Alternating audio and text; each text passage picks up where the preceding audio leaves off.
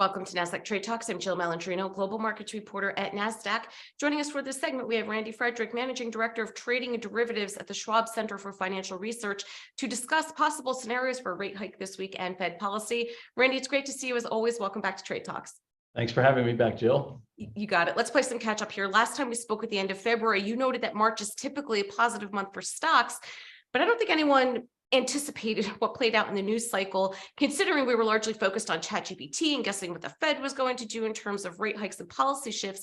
What are your thoughts with what played out in the banks and where we are right now? Yeah, the thing I think that's important about seasonal trends, such as a strong March or, the Santa Claus rally, sell in May, go away, whatever you want to, whatever one you want to focus on, is that those sorts of things are what generally happens over large sample sizes, so multiple years. And they often typically only happen when there's a lack of other catalysts. As you clearly pointed out, we had a sort of a mini banking crisis, if you will, and to some extent, we're still in it. So things have changed a bit. We're also 15 months into a bear market. February was down 2.5%. That right there starts off March on a solid, sort of a negative note, if you will. But I will say this, we've had a pretty nice rebound from the start of the month. At this point today, we're pretty much unchanged month to date. So I would say it's a little too early to call that March isn't going to be positive. It very well could end up being positive. Let's get your thoughts going into the Fed rate hike tomorrow. If we get the rate hike, will the Silicon Valley Bank fallout and other bank stresses impact the Fed's decision? Well, I think it's impacted it to some extent, not so much to the point of them not hiking at all, but there was a clear odds-on favorite of a half-point rate hike probably 2 weeks ago. The odds of that were up around 80% or so. And historically, the Fed funds futures have been around about 8 years, and I tracked them pretty closely. Every single time we've had a probability greater than 60% on the day before a Fed meeting or rate change like today, then there's been either a hike or a cut.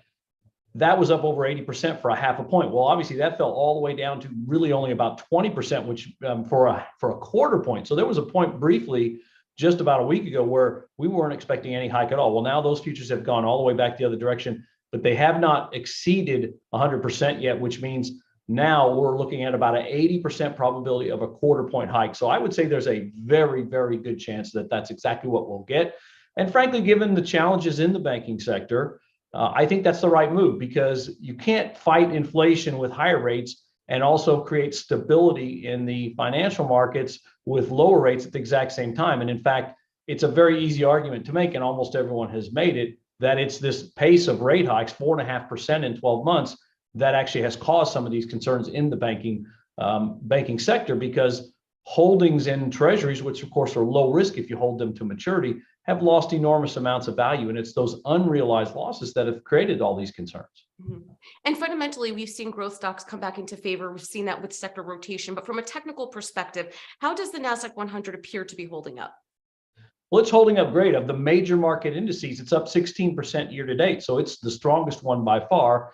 And of course, you know this, it represents about 50% tech stocks. So when you see interest rates come down about 0.5%, we were on the 10-year over 4% just a couple of weeks ago, and now we're down under 3.5%. So we've lost more than 0.5% in long-term rates in just the last 2 weeks. That's going to help the tech sector in much the same way that those sharp rate hikes we saw last year hurt the sector. As soon as rates start to come down, and some of these companies that have been struggling to refinance low-rate debt now have the opportunity to refinance at a slightly lower rate, that's going to help tech sector. And certainly since the beginning of this calendar year, even though the markets haven't done great, we've seen a very shift from sort of defensive, which is what we saw last year, into a more cyclical perspective. In fact, up until just a couple of weeks ago, the 4 defensive sectors were the dead bottom, and all of the top ones were all cyclicals. And the only one that's not there now is the financials, and that's because of what's just happened recently.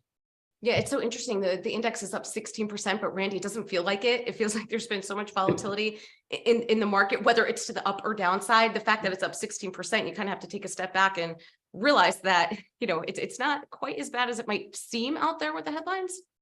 Well, the thing to realize too is that, of course, some of these sectors, some of these tech stocks got beaten up like unbelievable. I mean, we only lost about 20% in the S&P 500 last year, and yet we had some tech stocks that were down 40, 50, 60, some of them even 70%. So when you get beat up that far, you can get a really nice rebound in 15, 20, even 30% and still not be back to where you started. So on a 2-year basis, they're not doing so well. Year to date, they're doing spectacular, but at least it's nice to see them moving in the right direction.